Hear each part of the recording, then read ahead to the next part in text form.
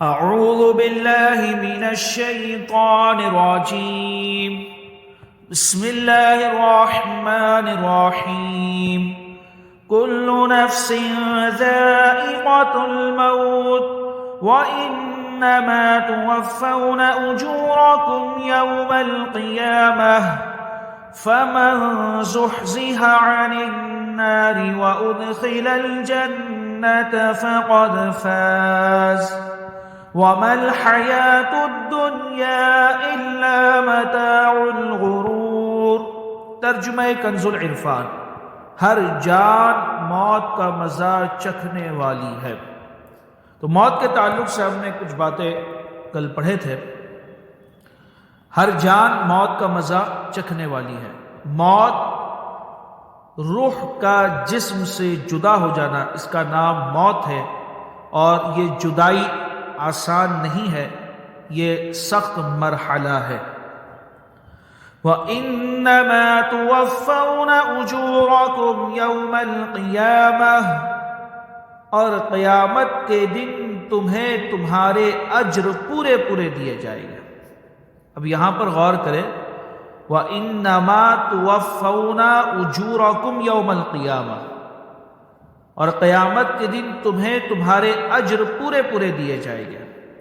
تو اس کی تفسیر میں ہم پڑھیں گے. مفسرین فرماتے ہیں کہ موت کے وقت کی جو سختیاں ہیں اور قبر کے جو عذابات ہے یا قبر کا جو مرحلہ ہے، تو یہ صرف اس کا ایک جز ہے. پورا اجر تو قیامت کے دن دیا جائے گا، اور قیامت کے دن تمہیں تمہارے اجر پورے دیے جائیں گے. تو موت کے وقت کی جو سختیاں ہیں اور قبر کا جو مرحلہ ہے، وہ اس کا صرف ایک حصہ رہے گا. وَإِنَّمَا تُوَفَّوْنَ أُجُورَكُمْ يَوْمَ الْقِيَامَةِ، پہلا جو مرحلہ ہے وہ موت کا ہے، اس کے بعد قیامت کا مرحلہ. فَمَنْ زُحْزِحَ عَنِ النَّارِ وَأُدْخِلَ الْجَنَّةَ فَقَدْ فَازَ، تو جسے آگ سے بچا لیا گیا، جسے آگ سے بچا لیا گیا اور جنت میں داخل کر دیا گیا، تو وہ کامیاب ہو گیا. حدیث پاک کا مفہوم ہے رمضان کے اندر جو ہے اس چیز کی کثرت کی جائے. کس کی کثرت کی جائے؟ کہ اللہ عز و جل سے، اللہ عز و جل کی پناہ مانگے جہنم سے اور جنت طلب کرے، جہنم سے چھٹکارے کا سوال کرے اور جنت کا سوال کرے کہ اللہ ہمیں جنت میں داخلہ نصیب فرما. تو جسے قیامت کے دن آگ سے بچا لیا گیا اور جنت میں داخل کر دیا گیا، تو وہ کامیاب ہو گیا. دنیاوی جو کامیابیاں ہیں، جسے دنیا میں کوئی کامیابی حاصل ہوئی، آپ اس پر خوش ہوتے ہیں کہ اللہ عز و جل نے ایک عظیم الشان نعمت سے نوازا. مگر یہ یاد رہے کہ دنیاوی وہ کامیابی جو اخروی خسارے کا سبب ہو، ہے نا، تو وہ کامیابی نہیں ہے، وہ اصل میں ناکامی ہے. تو جسے آگ سے بچا لیا گیا اور جنت میں داخل کر دیا گیا، تو وہ کامیاب ہو گیا. وَمَا الْحَيَاةُ الدُّنْيَا إِلَّا مَتَاعُ الْغُرُورِ، اور دنیا کی زندگی تو صرف دھوکے کا سامان ہے. وَمَا الْحَيَاةُ الدُّنْيَا إِلَّا مَتَاعُ الْغُرُورِ، اور دنیا کی زندگی تو صرف دھوکے کا سامان ہے. یہ جو دنیاوی لذتیں ہیں، خواہشات ہیں، دنیا جو اتنی حسین دکھتی ہے، اس کی جو خوشیاں ہیں اور جو بھی ہے، یہ صرف دھوکے کا سامان ہے.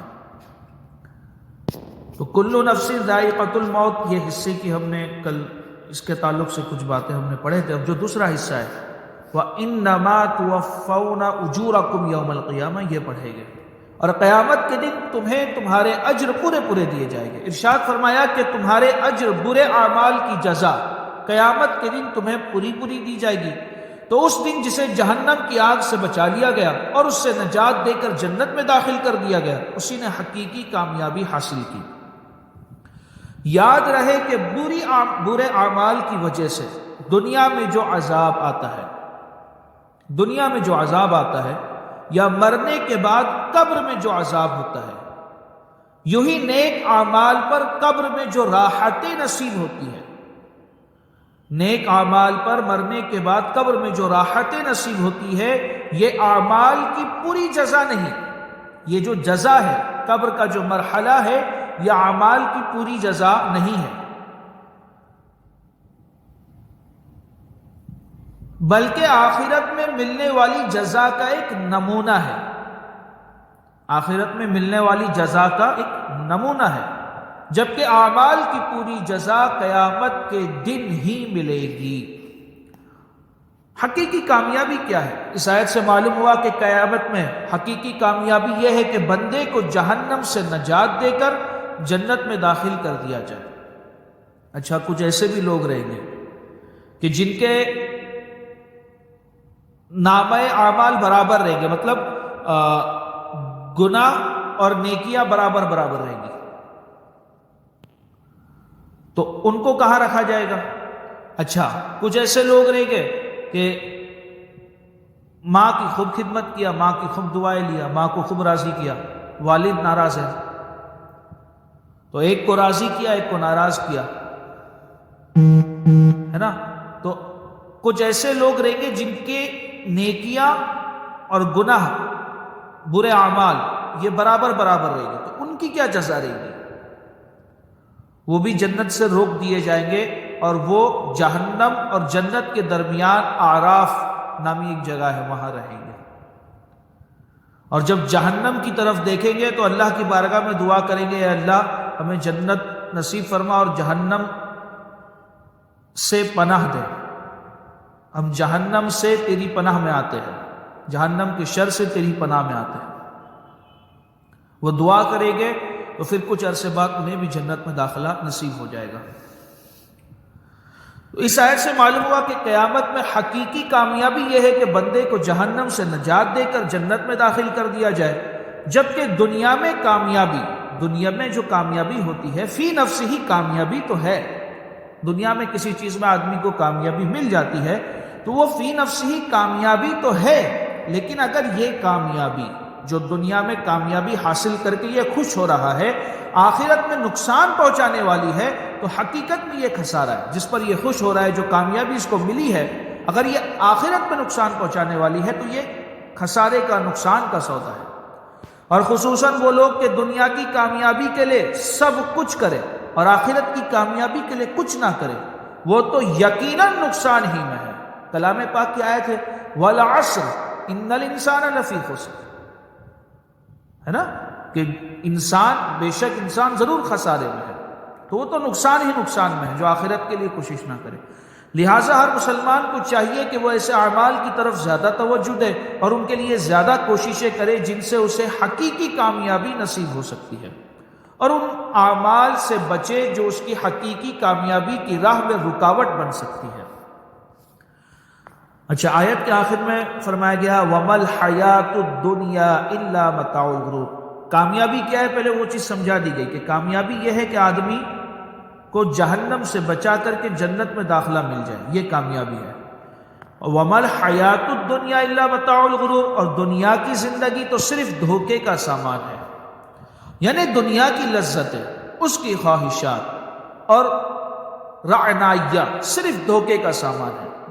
دنیاوی لذتیں، جس چیز میں بھی ہمیں دنیاوی طور پر لذت حاصل ہوتی ہے، یہ صرف دھوکے کا سامان ہے، اس کی خواہشات اور رعنائیہ صرف دھوکے کا سامان ہے، کیونکہ ان کا ظاہر تو بہت خوبصورت نظر آتا ہے لیکن ان کا باطن فساد سے بھرپور ہے۔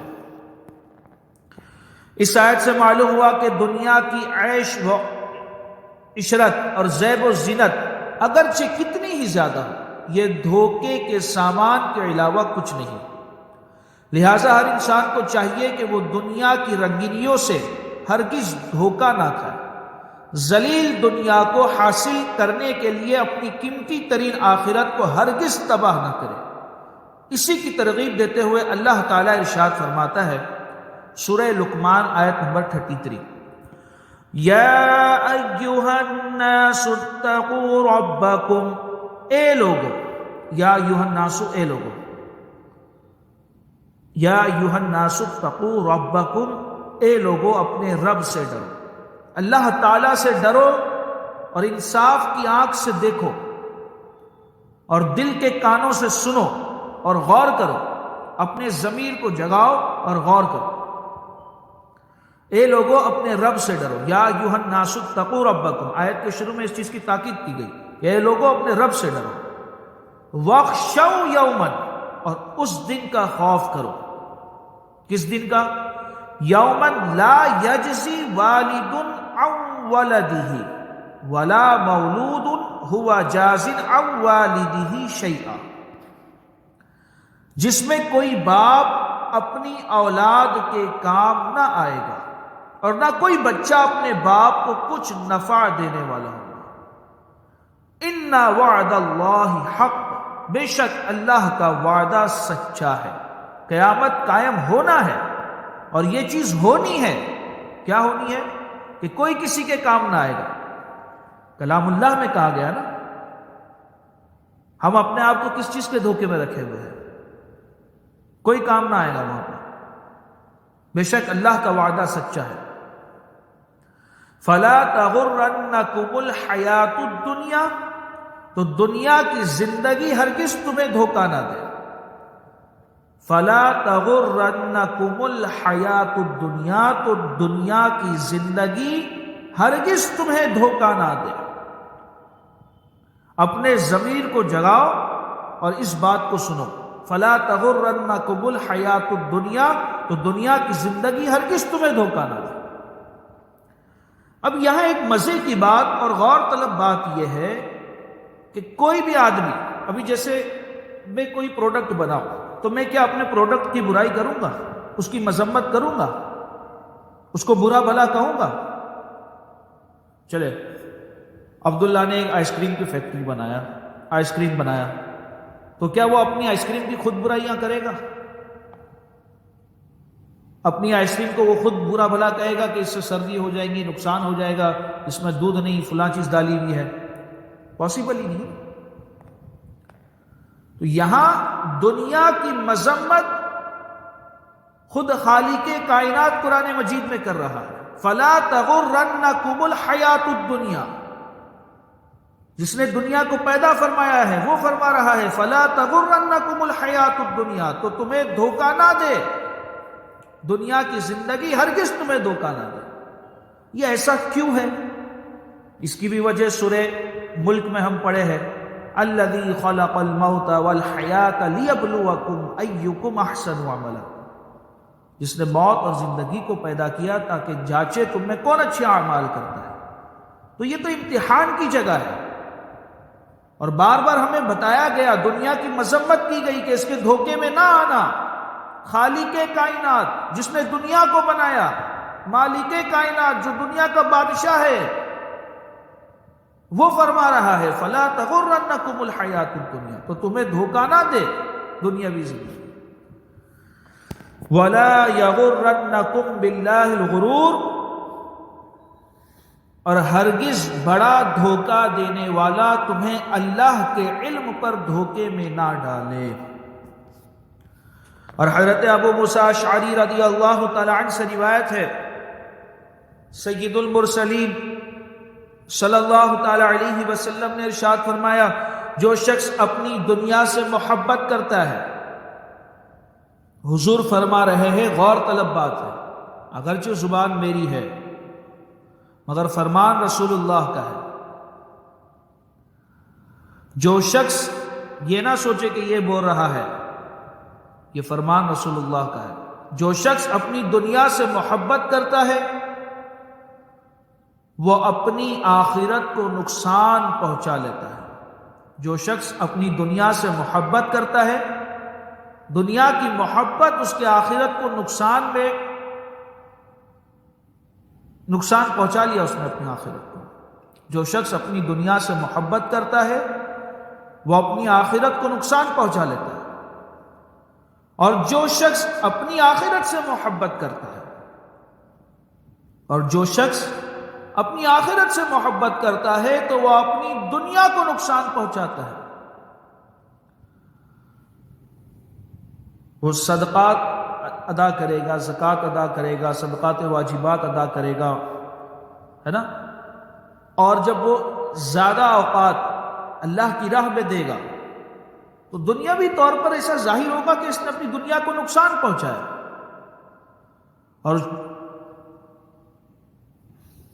اور وہ کہ اپنی جو شخص اپنی دنیا سے محبت کرتا ہے وہ اپنی آخرت کو نقصان پہنچا لیتا ہے، اور جو شخص اپنی آخرت سے محبت کرتا ہے تو وہ اپنی دنیا کو نقصان پہنچاتا ہے۔ بظاہر دنیا میں تو نقصان نظر آ بھی سکتا ہے، آخرت کی جب تیاری میں ہم لگ جائیں گے، آخرت کے لیے جب ہم کوششیں کریں گے تو ہمیں دنیاوی طور پر یہ چیز لگ سکتی ہے کہ ہمارا دنیاوی طور پر نقصان ہو گیا۔ تو حضور فرما رہے ہیں اور شخص اپنی آخرت سے محبت کرتا ہے تو وہ اپنی دنیا کو نقصان پہنچاتا ہے۔ اب آگے سنیے کیا فرما رہے ہیں، لہٰذا تم فنا ہو جانے والی، دنیا فنا ہونے والی ہے، لہٰذا تم فنا ہو جانے والی دنیا پر باقی رہنے والی آخرت کو ترجیح دو۔ تو تمہیں چاہیے کہ تمہارا دنیاوی طور پر نقصان ہوتا ہے تو ہو جائے، تم آخرت کے لیے کوششیں کرو۔ مسند امام احمد کی یہ حدیث ہے۔ امام محمد غزالی رحمۃ اللہ تعالی علیہ ایک بزرگ کے حوالے سے لکھتے ہیں، بڑی پیاری نصیحت انہوں نے کیے ہے اور بڑی پیاری بات ہے۔ ایک بزرگ کے حوالے سے لکھتے ہیں کہ اے لوگو، اس فرصت کے وقت میں نیک عمل کر لو اور اللہ تعالی سے ڈرتے رہو، امیدوں پر پھولے مت سماؤ، لمبی لمبی امیدیں کیے ہوئے ہیں، لمبی لمبی امیدیں، امیدوں پر پھولے مت سماؤ، اور اپنی موت کو نہ بھولو۔ کلام پاک میں یہی آیت پڑھ رہے، کل نفس ذائقۃ الموت۔ دنیا کی طرف مائل نہ ہو جاؤ، بے شک یہ دھوکے باز ہے، اور دھوکے کے ساتھ بھن ٹھن کر تمہارے سامنے آتی ہے۔ دنیا بھی کوئی بھی چیز کتنا اٹریکٹ کرتی ہے، آدمی اس کی طرف کھینچا چلا جاتا ہے، تو دھوکے کے ساتھ بن ٹھن کر تمہارے سامنے آتی ہے، جبھی تو اس کی خواہش ہوتی ہے، آدمی اس کی طرف کوششیں کرتا ہے، کھینچا چلا جاتا ہے، اور اپنی خواہشات کے ذریعے تمہیں فتنے میں ڈال دیتی ہے۔ سنو، دنیا اپنی پیروی کرنے والوں کے لیے اس طرح سجتی سورتی ہے جیسے دلہن سجتی ہے۔ کتنی خوبصورت لگتی ہے یہ دنیا، دنیاوی جو چیزیں ہیں، دنیاوی جو نعمتیں ہیں، وہ کتنی خوبصورت لگتی ہے، آدمی اس کے لیے کتنی کوششیں کر رہا ہوتا ہے۔ دنیا نے اپنے کتنے ہی عاشقوں کو ہلاک کر دیا، اور جنہوں نے اس سے اطمینان حاصل کرنا چاہا کہ دنیا حاصل کر کے مجھے اطمینان حاصل ہو جائے گا، میں راحت کی زندگی گزاروں گا، جنہوں نے اس سے اطمینان حاصل کرنا چاہا انہیں ذلیل اور رسوا کر دیا۔ اور صحیح بات ہے، ایک خوبصورت ایک ایگزامپل کی طور پہ میں عرض کر رہا ہوں، ایسا ہر چیز میں غور و فکر کر سکتے ہیں۔ ایک خوبصورت گاڑی اگر لینا ہے تو 3 سال کی لون، 5 سال کی لون، 5 سال جو ہے وہ غلامی کرے، اور لون معاذ اللہ بیاج کی بسا اوقات صورتیں ہو جاتی ہے۔ تو جنہوں نے اس سے اطمینان حاصل کرنا چاہا انہیں ذلیل اور رسوا کر دیا، لہذا اسے حقیقت کی نگاہ سے دیکھو، کیونکہ یہ مصیبتوں سے بھرپور مقام ہے۔ اس کے خالق نے اس کی مذمت کی ہے، یہ وہ چیز ہے کہ اس کے خالق نے، جس نے اس کو بنایا ہے، اس کی مذمت کی ہے۔ اس کا نیا پرانا ہو جاتا ہے، آج کپڑا نیا ہے کل پرانا ہو جائے گا، آج گاڑی نہیں ہے 2 سال بعد پرانی ہو جائے گی، آج گھر نیا ہے کل پرانا ہو جائے گا، آج عمارت نہیں ہے کچھ سالوں بعد پرانی ہو جائے گی، کھنڈر ہو جائے گی۔ اس کا نیا پرانا ہو جاتا ہے. ہر چیز کی یہی حقیقت ہے. کھانے کی کتنی بھی اچھی سے اچھی چیز لے لو، فریش بنی ہوئی ہے، تازہ بنی ہوئی ہے، لذت آئے گی تھوڑی دیر بعد، پھر اس کی لذت ختم، ٹھنڈا ہو گیا کھانے کا مزہ ختم. ایسے کھانا بہت زیادہ گرم نہیں کھانا چاہیے، سنت کے خلاف ہے. مگر ایک بات کہہ رہا ہوں کہ کچھ وقت بعد ہر چیز کی لذت ختم ہو جاتی ہے اور اسے چاہنے والا بھی مر جاتا ہے. اللہ تعالیٰ تم پر رحم فرمائے. غفلت سے بیدار ہو جاؤ اور اس سے پہلے نیند سے آنکھیں کھول لو کہ یوں اعلان کیا جائے. اس سے پہلے اپنی آنکھیں کھول لو کہ یوں اعلان کیا جائے فلاں شخص بیمار ہے اور اس کی بیماری نے شدت اختیار کر لی ہے. کیا کوئی دوا ہے یا کسی ڈاکٹر تک جانے کی کوئی صورت ہے؟ اب تمہارے لیے حکیموں اور ڈاکٹروں کو بلایا جاتا ہے لیکن شفا کی امید ختم ہو جاتی ہے. ایک مرحلہ ایسا بھی آتا ہے کہ کئی ڈاکٹر ہوں گے، کئی دوائیاں ہوگی، مگر شفا کی امید ختم ہو جاتی ہے کہ اب یہ ٹھیک نہیں ہو سکتا. پھر کہا جاتا ہے فلاں نے وصیت کی اور اپنے مال کا حساب کیا ہے. پھر کہا جاتا ہے اب اس کی زبان بھاری ہوگی. پھر کچھ عرصے بعد زبان بھاری ہو جاتی ہے، آدمی بات نہیں کر سکتا.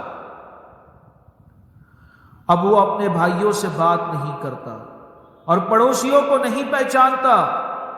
اب تمہاری پیشانی پر پسینہ آ گیا. پھر اس کے بعد کا مرحلہ، رونے کی آوازیں آنے لگی اور تمہیں موت کا یقین ہو گیا. تمہاری پلکیں بند ہونے سے موت کا گمان یقین میں بدل گیا. زبان تھر تھرا رہی ہے، تیرے بہن بھائی رو رہے ہیں. تمہیں کہا جاتا ہے کہ یہ تمہارا فلاں بیٹا ہے. موت کے وقت ایسے ہی ہوتا ہے کہ یہ فلاں بیٹا آیا ہے، یہ فلاں بھائی آیا ہے، یہ فلاں شخص آیا ہے، لیکن تو کلام کرنے سے روک دیا گیا ہے. زبان بھاری ہو جاتی، آدمی پہچان نہیں سکتا، بات نہیں کر سکتا، پس تو بول نہیں سکتا. تمہاری زبان پر مہر لگ گئی جس کی وجہ سے آواز نہیں نکلتی. اکثر انسان ان مراحل سے گزرتے ہیں. سکرات موت اسی کو تو کہتے ہیں. پھر تمہیں موت آ گئی اور تیری روح اعضاء سے پوری طرح نکل گئی. پھر اسے آسمان کی طرف لے جایا گیا. اس وقت تمہارے بھائی جمع ہوتے ہیں، پھر تمہارا کفن لاتے ہیں اور تمہیں غسل دے کر کفن پہناتے ہیں. اب تمہاری عیادت کرنے والے خاموش ہو کر بیٹھ جاتے ہیں. جب بیمار تھے تب تو لوگ آ رہے تھے پوچھنے کے لیے، عیادت کرنے کے لیے. اب تمہاری عیادت کرنے والے خاموش ہو کر بیٹھ جاتے ہیں اور تجھ سے حسد کرنے والے بھی آرام پاتے. جو تجھ سے جھلا کرتے تھے وہ لوگ کو معاملہ ہی نہیں رہا. گھر والے تمہارے مال کی طرف متوجہ ہو جاتے اور تمہارے اعمال گروی ہو جاتے ہیں. اللہ تعالی ہمارے حال پر رحم فرمائے اور ہمیں دنیا کی حقیقت کو پہچاننے اور اس کے دھوکے اور فریب کاری سے